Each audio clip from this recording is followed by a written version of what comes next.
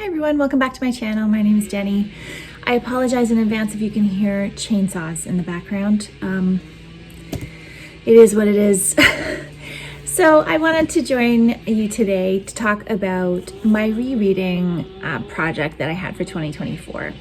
I decided to pick out intentionally 4 reads that I wanted to revisit this year and, just like re-experience those books and see what it was like to read them for a second time.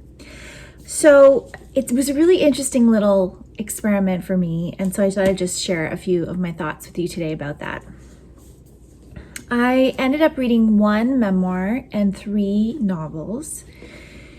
The memoir was Through the Flower by Judy Chicago, who is a very prominent artist and was one of the main artists in the 1960s and 70s who pushed for women's art to be more recognized in a very male-dominated industry.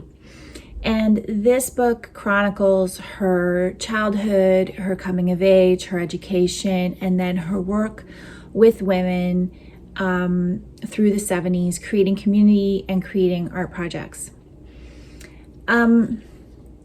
I read this when I was in my late teens and a young art student, and it had a profound effect on me at the time because I felt like I was recognizing something in Judy Chicago's story, and I felt seen and acknowledged by what she was talking about in this book. On rereading it now, 25 years later, 30 years later, I definitely felt differently. It didn't feel as inspiring in the way that it had then. And I thought, the effect this book had on me emotionally is not something that I can feel now because I'm in a different position in my life and a different part of my life. So it was interesting to learn that about myself as a reader, that I am very much influenced by atmosphere when I'm reading. So for instance, I have a memory of reading this book on a bus on my way to New York to look at art. So there's the memories, the visceral things that stay with me from reading books are not necessarily specific to the books, but more about these snippets of moments in my life. So I learned that with this one. I still really enjoyed reading it again. She does have a continuation, a follow-up memoir to this one, so I will be reading that in the future, and I'm glad that I've reread it. And I did underline some things in here as well that I can go back to in future, but I doubt I would read it again. All right, so one novel I reread was Exit West by Mohsin Hamid. I first listened to this book on audio, and I think I probably listened to it in 2020. I didn't look up the dates for this video, but I remember, again, listening to this, especially listening to it in my car one day where I had this really profound connection with what he was saying and thinking, oh my gosh, the lines are so poetic and beautiful in this book and I want to be able to underline them. And so I knew right then that I would buy a copy and reread it in the future. And so I did find this copy on discount a year later maybe, and kept it for a couple of years until I was ready to reread it. I still really enjoyed this book and I love the message of this book, but I didn't find I connected with the poeticness of the text the same way I did when I was listening to it, which I thought was interesting. I'm super glad that I read it again.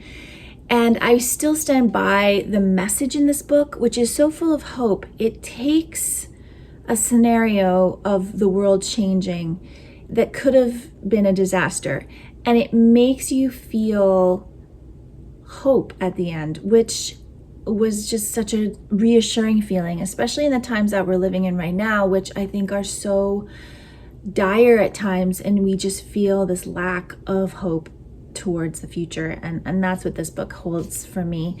Again, I'm glad I reread it, but I don't think I would read it again. even though it's a short book, it's just, yeah, I don't know if I will ever reach for it again in the future, but glad that I've had the chance to read it twice. Flames by Robbie Arnott was my most recent reread. I just finished it, and it was interesting. While I was reading both Exit West and Flames, I had this feeling of, wow, do I like this book the second time as much as I liked it the first time? Just not getting that same energy from it. But what happened with Flames was that I connected with a different part of the storyline that I didn't really connect with as much the first time. So the first time I was so enamored by Robbie Arnott's writing style, the imagery, the way he put together a story in a way that I never read before, that I was very wrapped up in that feeling. Whereas this time I connected more with the characters and was more pulled into the relationship building that he has, which is very unique. And he makes relationships between animals and humans, between humans and nature. And that was what stood out for me on the second read. So I was really appreciative of the fact that when rereading this, I was able to pick up on some other thread in the book. And I think that is probably the sign of a good book, that you are able to pick up on these different threads and to be honest, there were parts of it I didn't even remember. So it's really interesting the way our brains hold on to things from novels, because the scene that I was remembering that I thought was so powerful actually was not a big scene or even happened in the book. So somehow I had projected something onto one of the scenes in this book that I held on to the whole time, thinking how great it was. And then when I reread it, I realized I'd kind of embellished it in my head. I don't know if any of you have ever done that before with a book, where you read it once and then have held on to something and then reread it and realize it's not there. And that has happened to me before in other books. So I think it's interesting the way our brains and the way our memories hold on to novels or any book, and what we project onto books sometimes. And then when we revisit, we realize that's actually not there. You kind of made that up, or you kind of embellished it. I wouldn't say necessarily made it up, but I embellished something in the story that I held on to.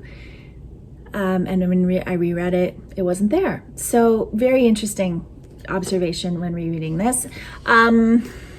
I could see myself rereading this, but a long time down the road. Maybe in another 20 years or something, I would reread it again. But I am now a couple books behind on Robbie Arnott, so I need to catch up with his current work before I go back and revisit any more of them. And then the big book that I revisited for 2024 was The Diviners by Margaret Laurence. This is my favorite novel of all time, and I went into it with a lot of trepidation, thinking, wow, what if it's not my favorite novel anymore? And that was a really scary thought, but it was, and I loved reading it again as much as I loved reading it the first time. It just has all the things that I love about a story. And it was interesting because in the story, the main character, Morai Gunn, is 47 in present day as she's reflecting back on her life, and I turned 47 in November. So it was interesting to be reading this now at the age that the main character is at, and just kind of, thinking about how her life is different than mine. She was 47 in the 70s, but there's also these parallels and these interesting observations on aging. I did very intense deep dive read along of The Diviners on my channel. I will link those videos down below if you're interested. I do highly recommend reading this book. It is a masterpiece, and I'm so glad that I reread it, and I will definitely reread it in future. Probably, I would say at least a decade. I don't think I would reread it anytime soon, but it is great. And I also would like to finish the other books in the Manahuaca cycle, which this book is a part of. Margaret Laurence didn't actually write a ton of novels, so I'd like to finish all her other novels before I reread this one again. So those are my rereads for 2024. I really enjoyed this project. I think it brought me some interesting reflections on the value of rereading. I think if a book really did touch something in you, it's worth going back to revisit it, because like good literature can do that. It can bring you, it can be nostalgic and remind you of the feelings you had about it the first time you read it, but it can also bring you something new each time you go to it, which I think is really valuable. I'm not going to pick out any specific books for 2025 that I want to reread, but I'm not going to, assume that I'm not going to reread anything. I'm just going to let that kind of organically occur if it comes up again. But I think like being a little bit more intentional about this project this year was helpful, because it made me see a lot of value in rereading. And it's definitely something that I will be continuing to do in the future and continuing to think about as I read a book for the first time. Like in terms of when I finish it, if I feel like, yes, this is a book I'll read again. I think that's a really interesting feeling to have when you're reflecting on whether or not you enjoyed a book. So that is it for my 2024 rereads video.